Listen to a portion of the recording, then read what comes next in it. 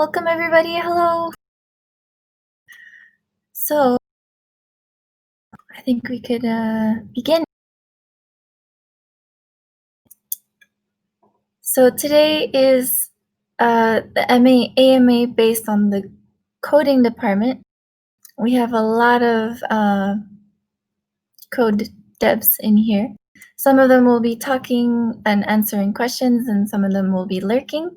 But I'm going to allow the devs who will be participating in answering the questions to introduce themselves first, so you hear their voice and know who they are.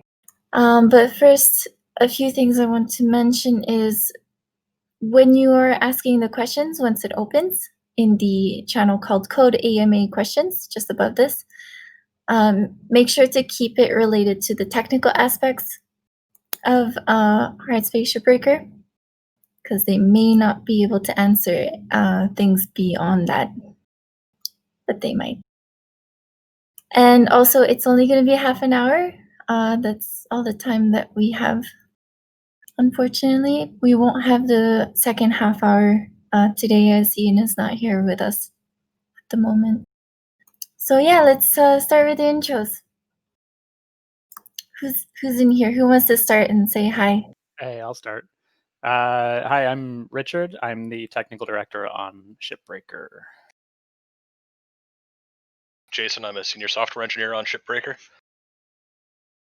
I'm Trevor, and I'm a programmer on Shipbreaker. I'm Liam. I'm just a regular programmer, and thank you for coming to my TED Talk. Same for me. Same for me, says who? Sorry. Oh, says Thomas. Hi, I'm Kat. I'm also a programmer on Shipbreaker. Hi, I'm Andrew. I'm an online service programmer. Cool. Is that everybody? Did we grab everyone? I think that's everyone who's talking, yeah. Well, yeah, lots. All right, I'm going to open the Code AMA questions. Just hop on there and you'll see them start.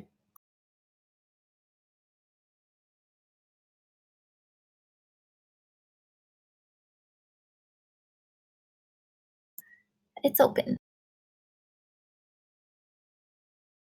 Now, feel free to take, random questions. It doesn't have to be in any order. Okay. And we'll mark them. Sorry. Guess I'll kick it off. Peyton asks, do you think optimizing will be your biggest challenge programming-wise, or are there things you want to implement that might tip those scales? Do you think Unity was still the best engine to go with over something like Unreal? Optimization is definitely a big challenge for us. We've implemented a lot of stuff in our game that we've taken advantage of some of Unity's more experimental systems in order to kind of get as much performance out of the game as possible. There's still a lot of things that we could do to improve it, but we're kind of at a point where we've kind of achieved all of our easy wins, and any further big optimizations are going to take a lot of time. Can't really speak to whether Unity was still the best engine to go with over something like Unreal. It's definitely been we've definitely actually found quite a few benefits with the new technologies coming out from Unity. Yeah, I haven't really sure. used Unreal, so hard to speak to that.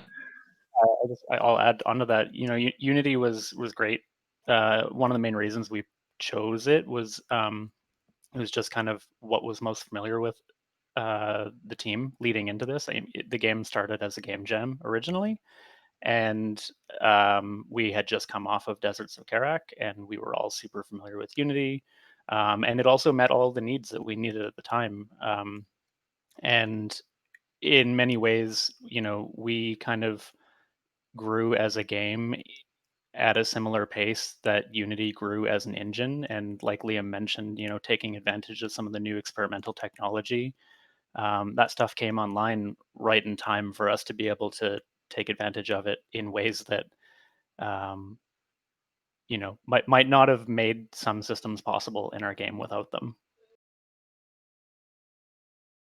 I'm pretty happy with the way that Unity's progressed over the past couple of years. I think they're doing a pretty good job, and we've been able to leverage a lot of their, like Richard said, experimental tech, and it's benefited us greatly. So I'm pretty happy with it. Awesome. God Emperor Dune is asking, what version control system do you use and what branching strategy? That's kind of a complicated question, actually. We use multiple version control systems, depending on what aspect of the project you're working on. All of our content and assets and data is done through Perforce, and all of our code is done through GitHub. And we kind of leverage an interesting way to communicate between the two of them so that coders have access to source code, and we can edit source code there, and then it basically gets automated through continuous integration to submit the built code to the rest of the team,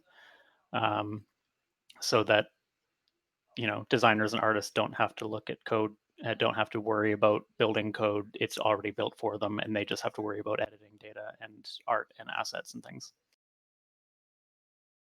A few people have asked questions about dots. We actually have already incorporated ECS into our project. We have for a while now. I think the general opinion on the team is that our game would not run as well as it does without ECS. It still has a ways to go, but as it is now, it's been a huge benefit to the game. Yeah, I think we started out before Dots was available, and then we've been spent a lot of time trying to convert a lot of systems over to use Dots, and my only wish is we had it sooner. Like, I think it's been great. I've really been happy with the performance improvements that it's provided us, and I like the way it works. So. Yeah, totally. It's certainly not for the faint of heart, but it, in many ways, is, it allows us to leverage things and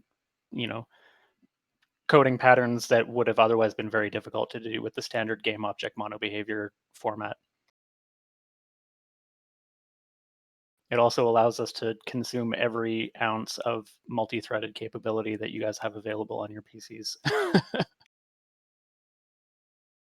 Yeah, I found it's been it's made some features easier to implement. Like, there's definitely a period of time at the beginning where you're setting up your systems, setting up your components, and then eventually you kind of hit a point where you have a bunch of components and systems set up, and then if you need to add a feature, sometimes it's pretty easy to add features because you have a bunch of components that you can just query and then do with data what you need to. And there's some features that I've implemented pretty quick that before Dots, before we were using ECS, would have taken a ton of time. Pirin is asking, is coding for this game as hard as I imagine it is? I imagine it's very complicated. The short answer is yes. The long answer is it kind of depends on what aspect of the game you're working on. And kind of like what Jason was just saying, it also sort of depends on what you're trying to add. ECS allows us to sort of like extend existing systems fairly reasonably, but sometimes creating a new system that interlinks with a ton of other existing systems can be pretty challenging. Yeah, I think it gets challenging when we're trying to interface with things that aren't using ECS, because we still have a bunch of code in there that existed before ECS was a thing in Unity, and it can be challenging to try to refactor some of that code to work either as ECS or work friendly with ECS. But it's something we've been doing over time, and I think it's improving the game in the long run.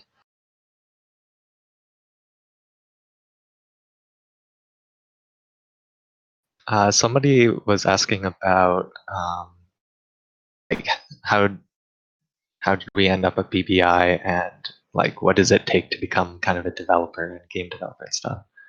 For me, I went to university, and that's kind of got my foot in the door with BDI.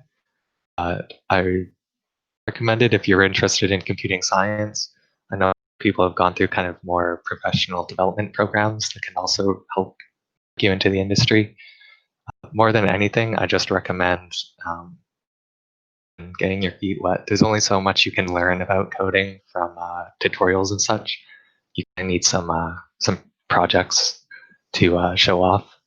And more than anything, that's kind of what companies want to see, is that you've worked on certain projects and kind of know a bit about what you're doing. I totally agree with that. I think like a good chunk of us started as co-op students at BBI. Like I did, I know Liam did. Yeah, and Thomas, a few other people. I don't. It's called co-op in Canada. I don't know what it's called in the States, or if it is the same name or a different name, or if it's some kind of internship.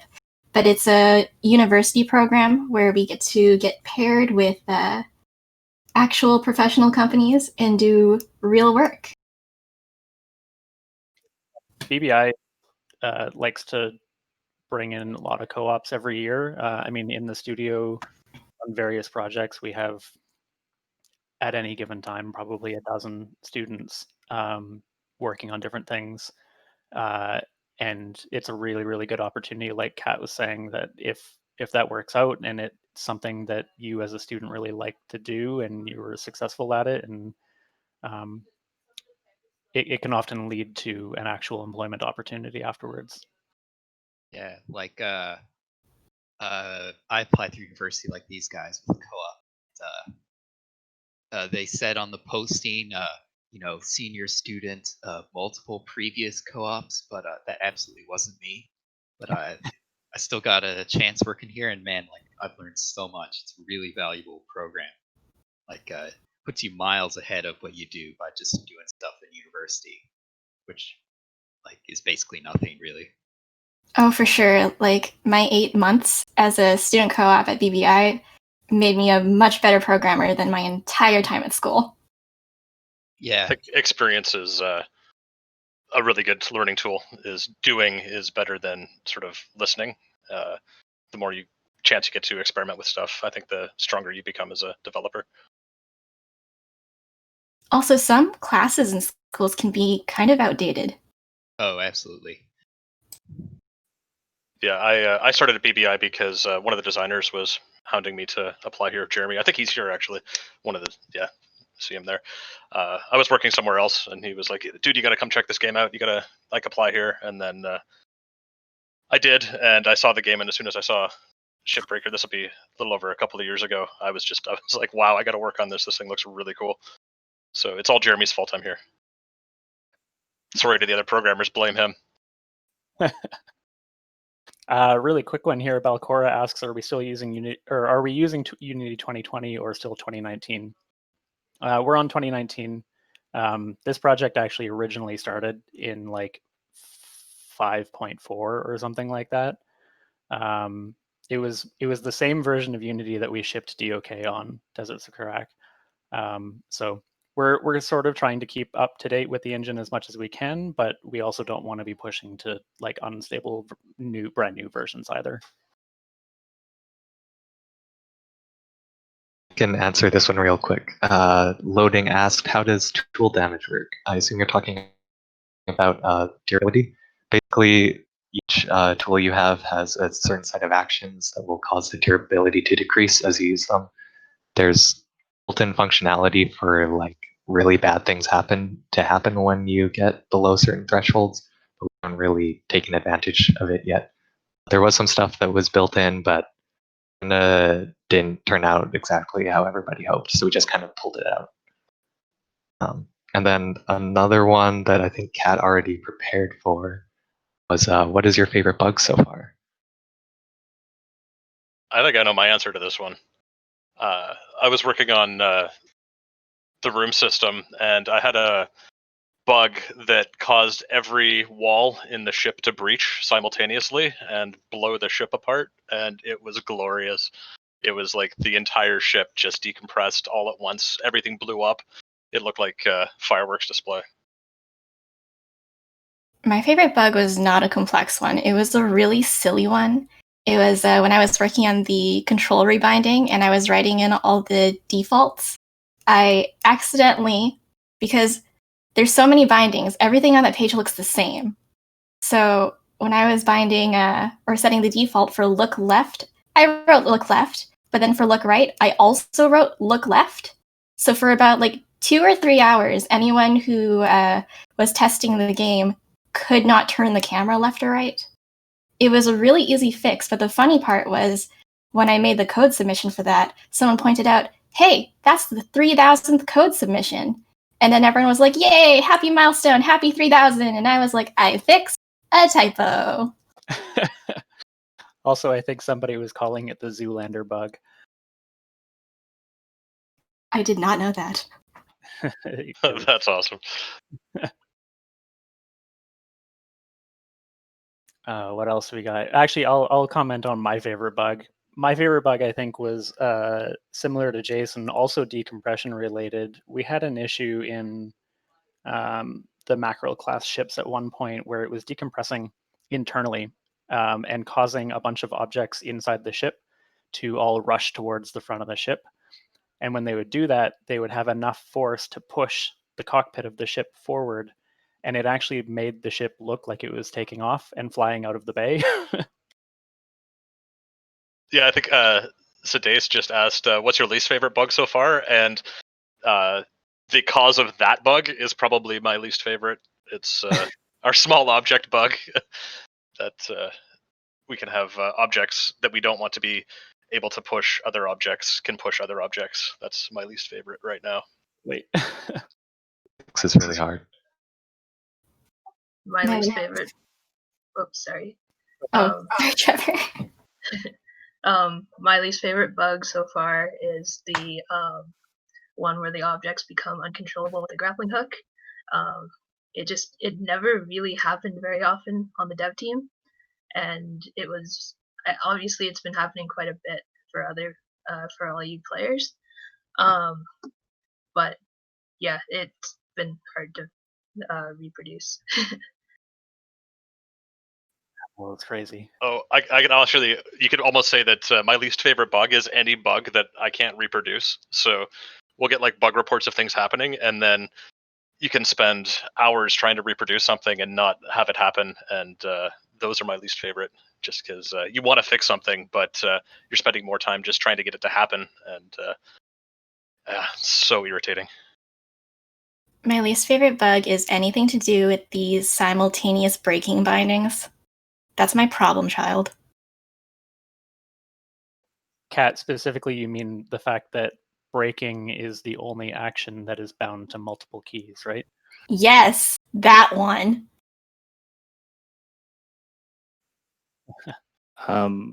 For me, the least favorite bug would be related to the internet connection.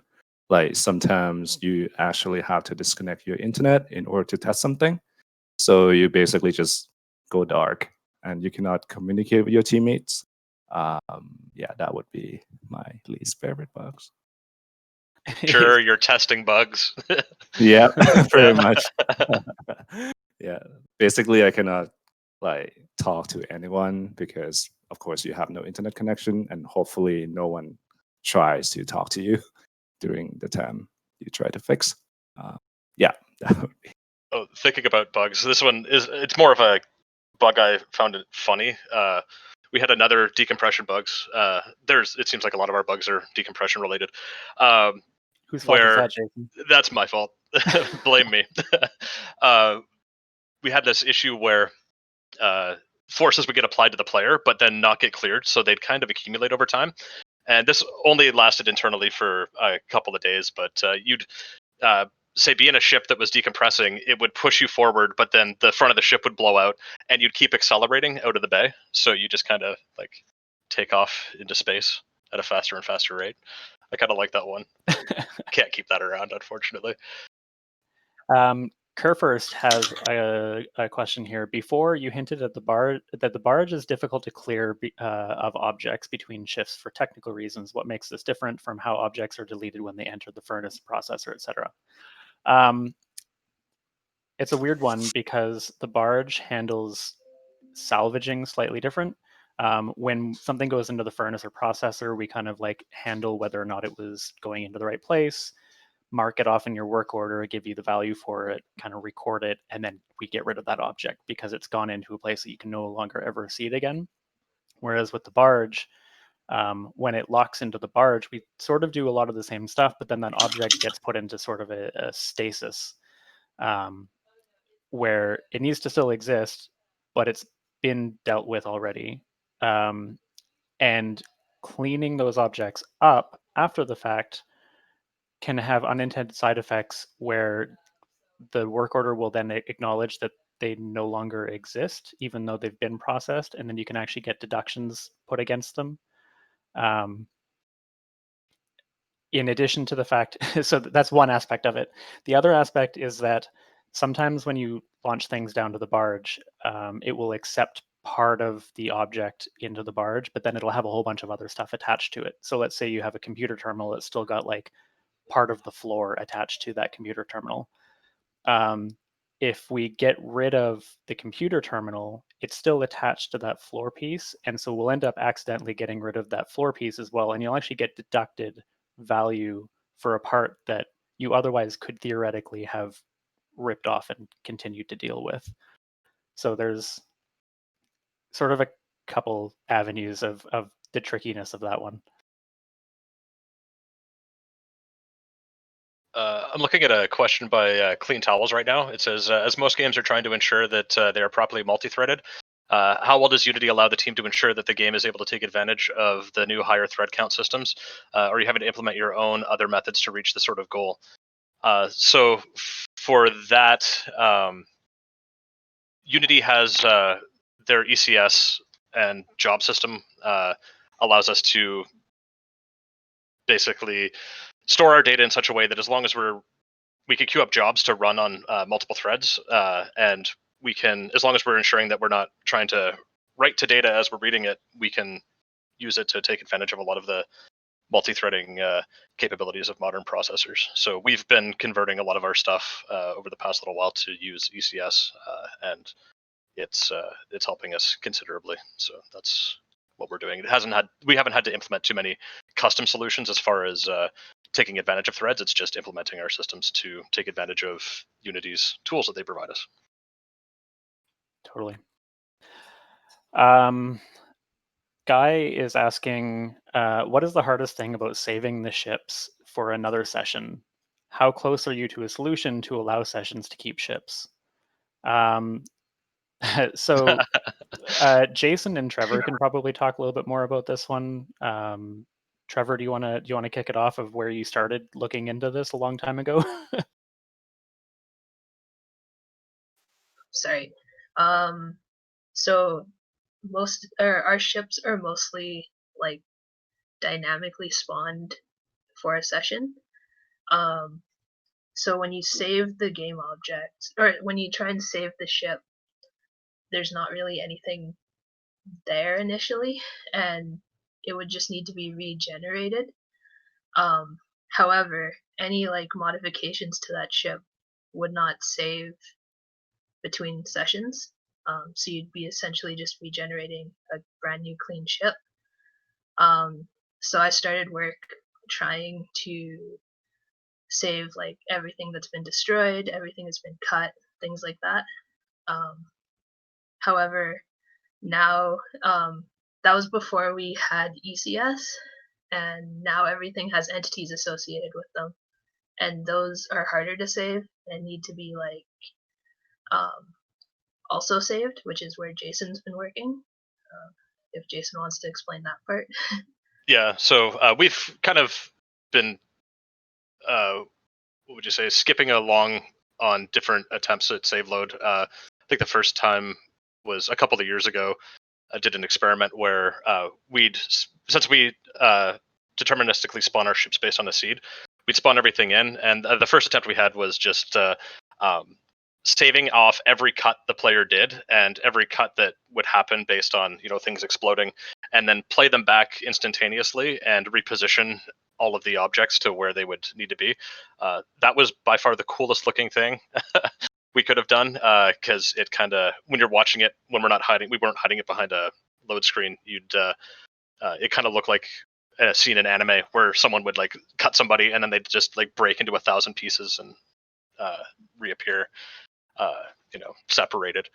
But right now, I'm actually looking into saving our entities on the entity component system that we're using, or sorry, saving the components on various entities. So for that, it's a little interesting because we have our game takes kind of a hybrid approach to where we do use game objects and we also use ECS, and there's a link between entities and our game objects that needs to be accounted for. So currently I'm working on serializing out all of our components that any entity could have, and then trying to, on load time,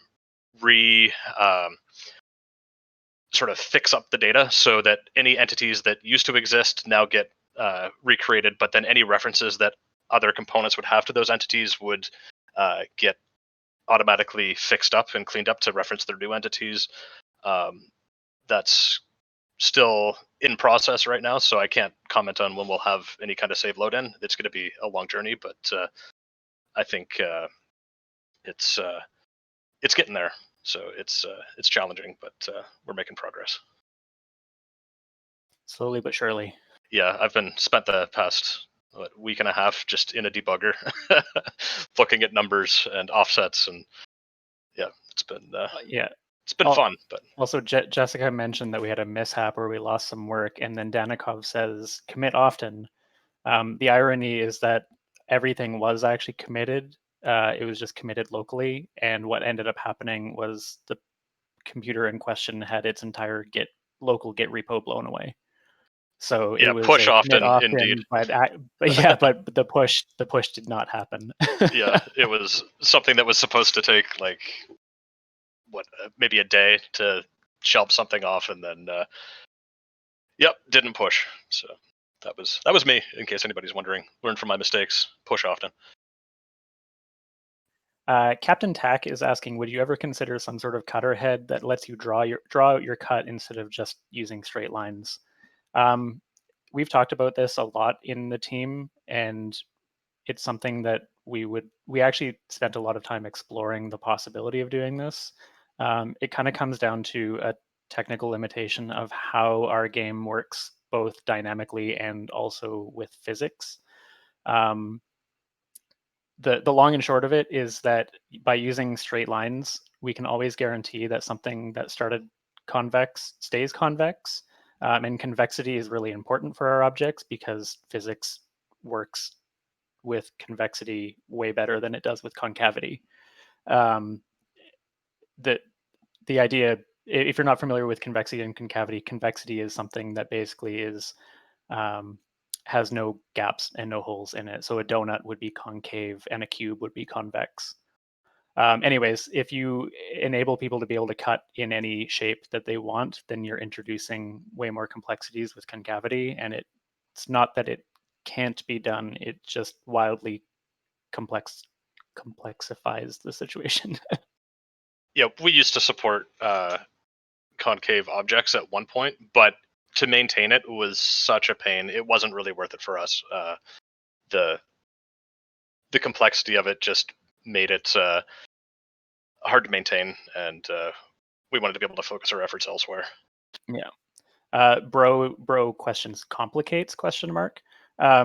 I say complicates. So the physics engine we're using right now, which is the PhysX engine, does not support non-kinematic concave objects, which basically means anything that's like free-floating dynamic stuff has to be convex.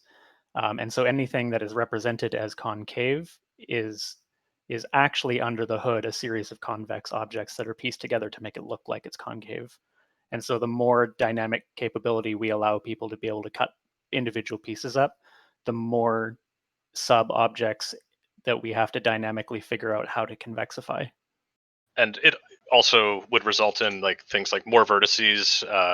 You'd have because there'd be more vertices, you'd have more complex collision operations. So it's something that we kind of figured performance is more important than being able to support concave objects. Yeah, for sure.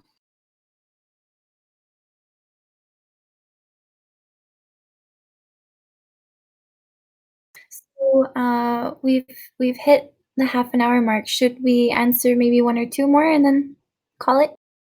If there was one more Sure, thing. yeah. Yeah. Just scanning the questions here.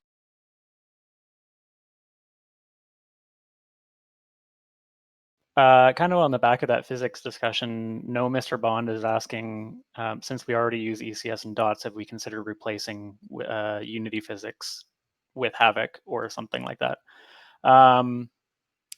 Too experimental right now for a game that is live and people are using it. It's something that we actually have talked seriously about. But also sort of like what Jason was saying before, there's a complication as well that we're not pure ECS and dots. We're both ECS as well as regular game objects. And so making those play nicely together and also converting a game that uses classic physics to a new system would be a pretty big undertaking.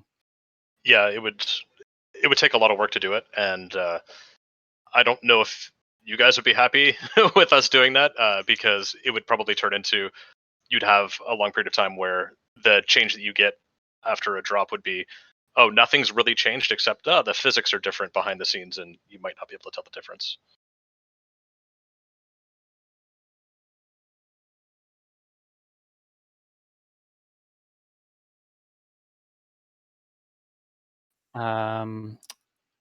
Let's go one last question here, I think, as we're running a little bit low on time.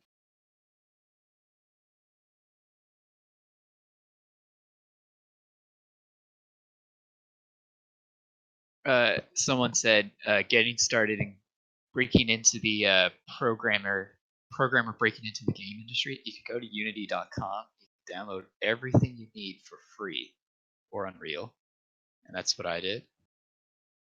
Pretty good strat.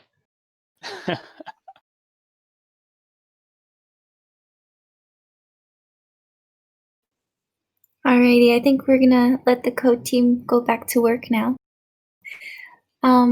Thank you all so much for tuning in, and thank you to the code team for hanging out and taking your time. You might maybe see some devs still hanging around in the Discord if there's some more questions they wanted to answer in text. We'll see. Yeah, thanks for the questions, everybody. It's been great. Hope you guys liked it. Yeah, awesome. Thanks, everyone. I'll hang around in the text chat for a little while I'm also going through some other documents. Yeah, I'm gonna do some rapid fire answers to some of the ones that didn't get answered. Awesome. Thank you, everybody. See you next time.